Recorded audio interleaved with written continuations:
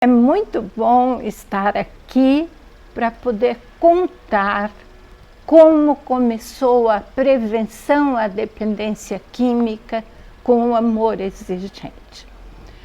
Eu vou contar a história do amor exigente, a nossa caminhada na prevenção e termino com uma das minhas histórias, certo? Olha, eu pensei em segurar umas anotações para ficar organizada a minha fala e para eu não deixar de falar nada que eu gostaria que vocês soubessem. Para sermos precisos, tudo teve início quando um jesuíta americano do Texas, padre Haroldo Joseph Ham, veio para o Brasil e decidiu que trabalharia, que ajudaria as pessoas mais carentes, mais excluídas do nosso país. Mas foi logo que Padre Haroldo definiu o seu apostolado, fundando uma das primeiras comunidades terapêuticas para a recuperação de dependentes químicos e alcoolistas no Brasil, foi que nós realmente tivemos o embrião do amor exigente, o nosso AE. Padre Haroldo foi com a equipe da Fazenda do Senhor Jesus para os Estados Unidos e quando ele voltou, ele ganhou de presente um livro e ele me disse: li esse livro numa sentada, Dona Mara. Ele tem a resposta para as famílias. Padre Haroldo mandou traduzir esse livro e começou os primeiros grupos de amor exigente em janeiro de 1984. Os grupos eram em Campinas, eram no Rio de Janeiro e em Belo Horizonte. Nestes grupos, nós tínhamos praticamente só as famílias dos dependentes químicos, só aqueles que já tinham os filhos na Fazenda do Senhor Jesus, que vinham para saber notícias, e Padre Haroldo conversava um pouco com eles para contar da reinserção social. Também vinham famílias que queriam levar os filhos ao tratamento, mas os grupos não passavam daquilo. Em julho de 1985, eu comecei com um grupo de amigas a frequentar os grupos de amor exigente de Campinas e me tornei voluntária.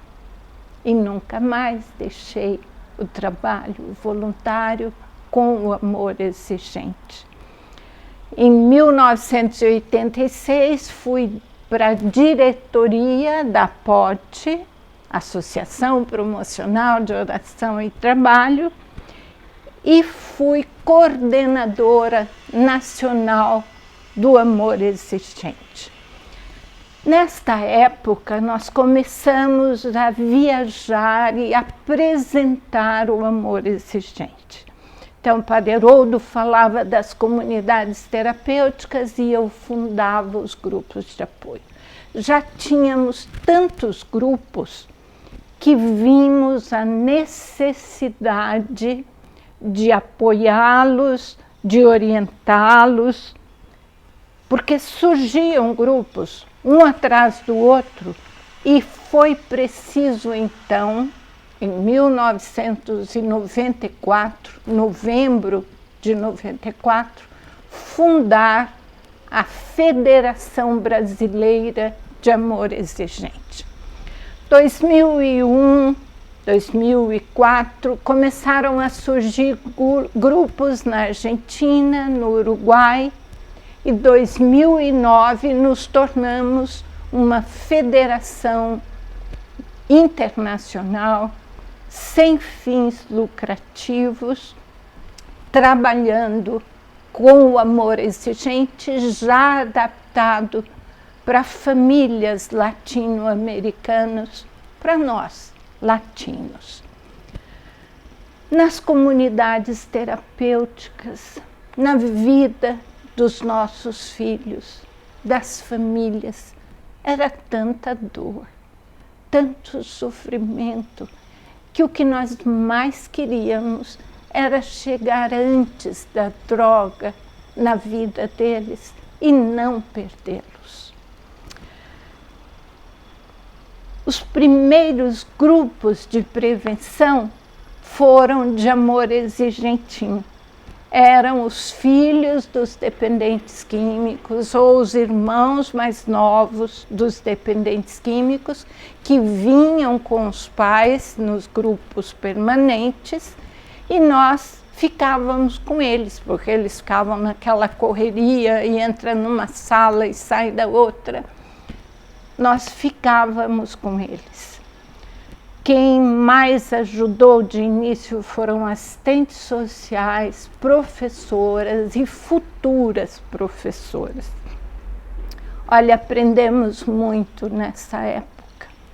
Aprendemos, por exemplo, crianças, irmãs de dependentes químicos que falavam: "Ô tia, diz para minha mãe que eu estou usando drogas."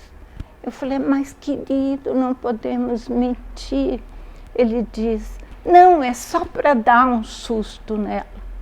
Quer dizer, os pais estavam tão voltados só para o filho com problema, que as crianças pediam para ter problema também, para serem notados.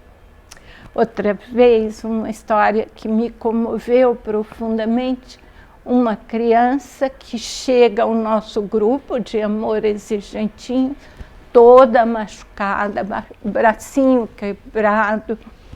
E eu e a assistente social, Fabiana, que era de Limeira, ficamos: que nós vamos fazer, dona Mara? Eu falei: "Não, minha filha, nosso senhor é o dono, vamos lá."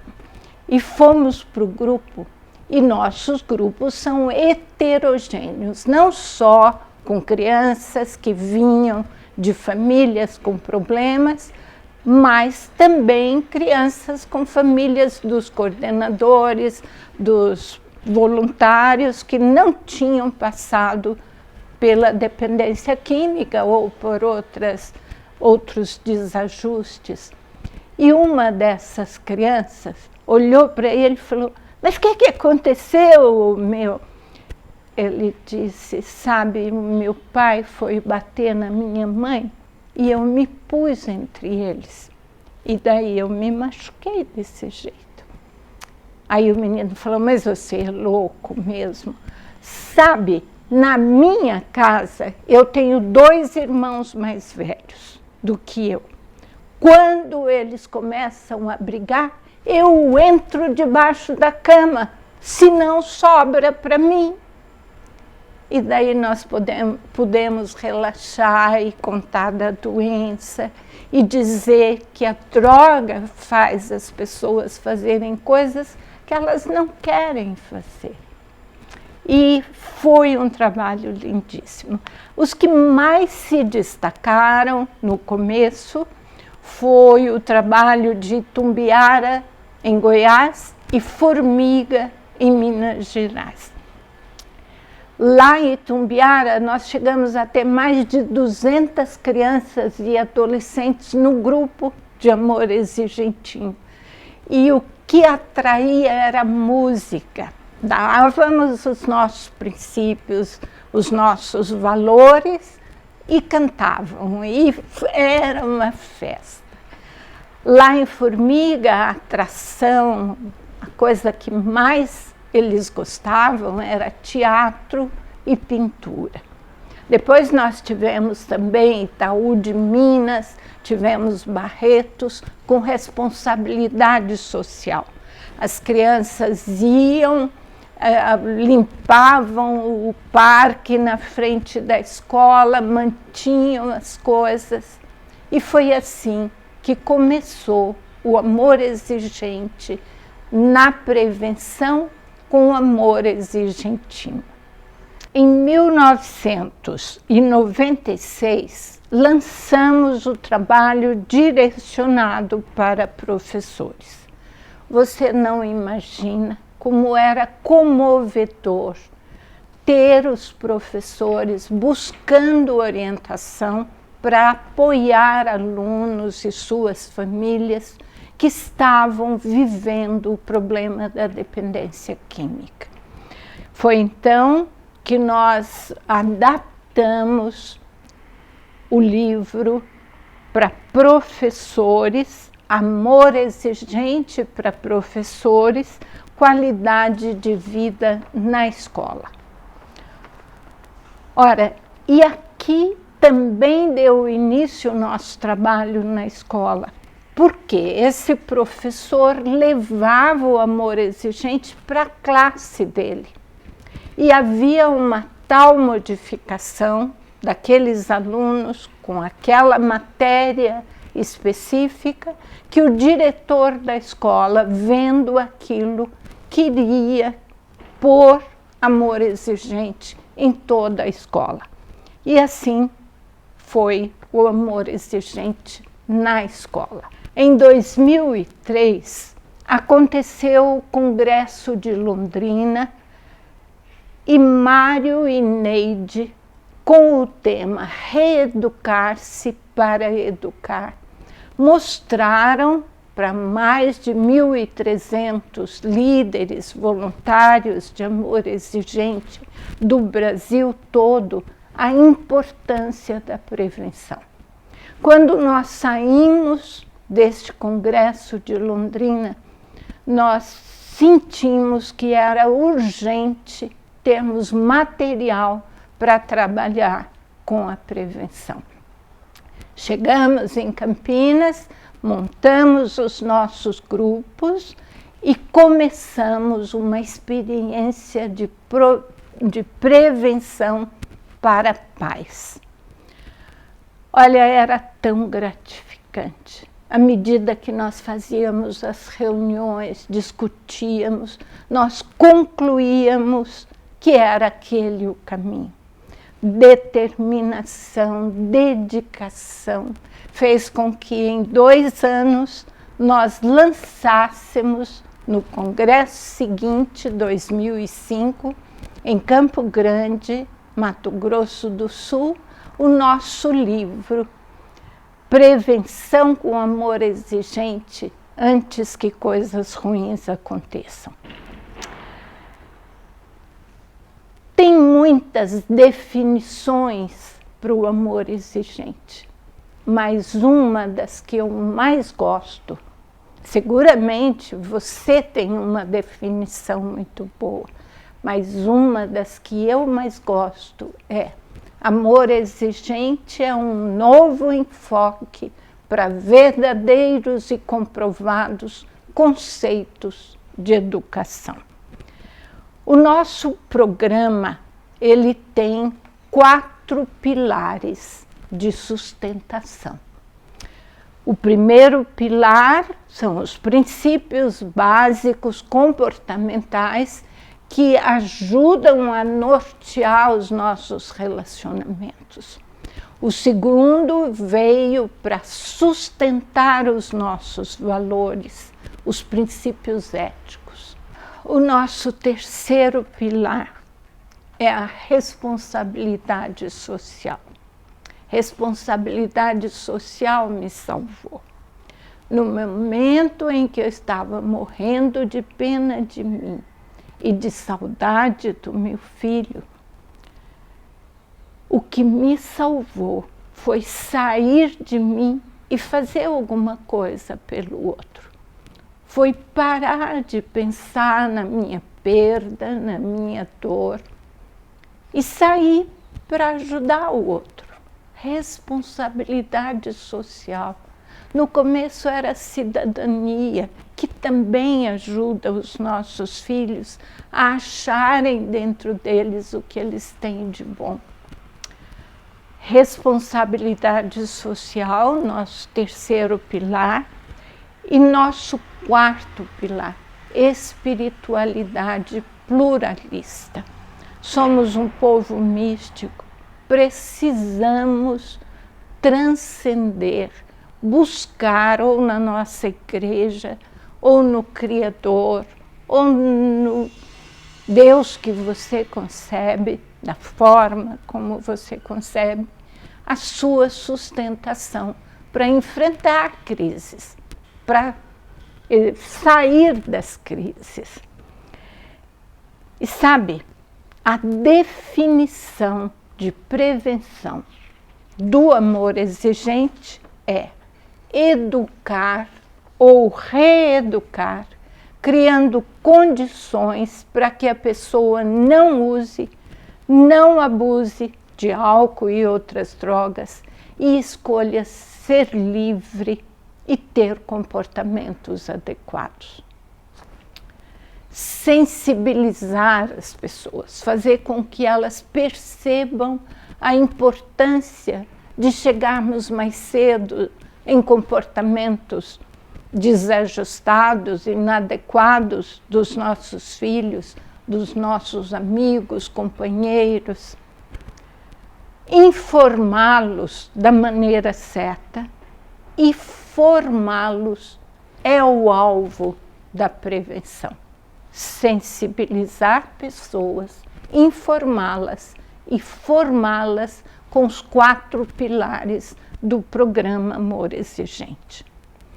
Outra definição de prevenção que eu gosto muito e gostaria de partilhar com vocês é de um psiquiatra argentino, Dr. Guilherme Fernandes da Dam, que diz assim: prevenir significa agir antes que algo aconteça, para que esse algo não aconteça ou seja modificado. Isso não significa simplesmente informar, ameaçar, proibir, mas promover os meios de possibilitar uma vida saudável. Para que a gente prepare de fato a prevenção, nós temos que ficar atentos a 4 fatores. Um fator está muito fácil agora com essa pandemia, com a situação em que nós vivemos, é o fator global. Nós somos sempre informados, mas precisamos estar atentos. O que está acontecendo na China, no Canadá, nos Estados Unidos? Isso vai chegar onde nós estamos. Depois de nós prestarmos atenção no fator global, vem o fator local. Onde você vive, atua, está inserido, o que está acontecendo na sua comunidade? É o fator local. O terceiro fator é o familiar. Nós temos famílias que são famílias protetivas. Ela verdadeiramente, a família, faz um papel de proteção na vida dos seus filhos. Mas também nós temos famílias de alto risco, que não se preparam e que podem ser famílias pouco protetivas. E no final nós temos o 4, e eu vejo o mais importante dos fatores, que é o fator individual. Às vezes nós temos 5 filhos, um só está usando drogas. Por quê? Porque conta-se aí o fator genético, o fator temperamento, quer dizer, dentro do fator individual, a genética da pessoa, o temperamento e a vulnerabilidade. Vulnerabilidade também segundo a idade. E olha, terminando, eu gostaria de salientar que no amor exigente é importante nós levarmos as pessoas a agirem, em vez de só falar. Agir em vez de só falar. Desencorajar a agressividade e a violência e encorajar a cooperação comunitária e familiar. Prevenir também é prever. Prever o que meu marido pensa, o que meu filho está sentindo, como é que as coisas podem ser conduzidas. Prever e intuir. Se você tem uma filha querendo ir numa festa e o seu coração diz, não, eu acho que eu não devia deixar, eu acho que não vai ser bom para ela, não deixe. Ofereça outra opção, siga a intuição. Nessa minha caminhada, eu nunca vi o coração de mãe errar. E agora a minha história. Sabe, eu tenho um neto que hoje está com 19 anos e filho da minha filha, foi criado muito próximo de mim. E nesta época, ele nasceu em 2001, eu já comecei a aplicar a prevenção por inteiro no Lucas, no meu neto. E tem uma história que eu quero compartilhar com vocês, porque eu acho que vale a pena, uma das histórias do Lucas. A mãe dele tinha viajado e ele era meu hóspede. Estava comigo na minha casa e à tarde nós fomos jogar xadrez. Ele tinha uns 4 anos, 4, 5 anos. E ele só gostava de ganhar. E essa tarde eu estava ganhando. E ele mexia o tabuleiro, ele derrubava peça, depois quando voltava punha no outro lugar. Chegou um momento que eu disse, Lucas, eu não quero mais jogar. A vovó não está gostando, não vamos mais jogar. Daí eu fui lá tomar uma água e perguntei para minha empregada, ele joga com você, como é que é o jogo de vocês? Aí ela disse, Dona Mara, ele rouba. Eu falei, meu Deus, como é que eu vou ajudar o Lucas? Lembrei de amor exigente. Lucas, vamos tomar banho? Vamos. Daí fui, pus uma banheira gostosa, cheia de espuma, tirei a roupinha dele, mostrei ele no espelho e disse, amado, veja como você é bem feitinho, como você é bonito, Lucas. Mas sabe, você não é só bonito, você é bom. É bom porque você tem na sua genética o gene dos Carvalho. Os Carvalhos são tão bons. O vovô, aí contei a história do vovô, médico, Carvalho. Você é trabalhador, porque você é ferreira. Os ferreiras trabalham, é o gene, Lucas, sabe? Você, cada vez que a vovó precisa, você está pronto para ajudar, porque você é ferreira.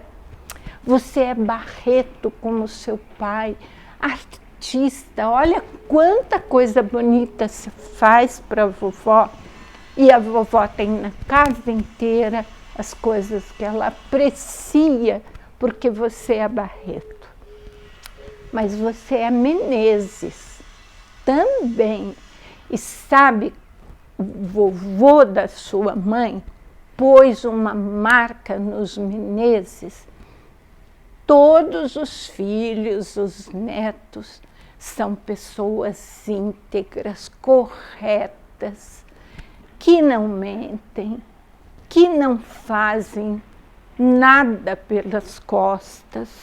Isso foi uma marca que o vovô José pôs em todos os Menezes. E você, Menezes? Aí acabou o banho e fomos fazer outras coisas. À noite, quando eu fui pô-lo na cama, que nós fomos rezar, ele perguntou: vovó, Menezes, quando faz coisa errada, o que faz? Lucas, ele tem que consertar o erro dele. Então, vamos imaginar que você quebra uma jarra da sua mãe. Você não pode esconder isso, você não pode pôr culpa numa outra pessoa. Você tem que reparar o seu erro de alguma forma. Vai consertar a jarra, vai avisar a mamãe, sofrer as consequências, às vezes, do que você fez de errado, mas você vai estar livre, tranquilo. Você falou a verdade. Ô vó, sabe o jogo de hoje à tarde? Sei, Lucas. Ele disse, não valeu, tá? Ah, tá bom. Fomos dormir. Daí, uns 15 dias, o Lucas estava outra vez na minha casa e a minha filha liga. Mãe, eu estou passando aí para pegar o Lucas para levá-lo numa festa. Você arruma ele para mim? E eu pus um tênis novo no Lucas, estava amarrando o tênis, ele olhou e disse, vai desamarrar. Eu falei, não vai, a vovó vai fazer bem forte, não vai desamarrar. Aí ele disse, tá bom, se não desamarrar, eu te dou umas moedas que eu tenho. Eu falei, Lucas, eu não vou estar lá para ver se não desamarrou. Ele pôs a mãozinha na cintura e disse, você esqueceu que eu sou Menezes?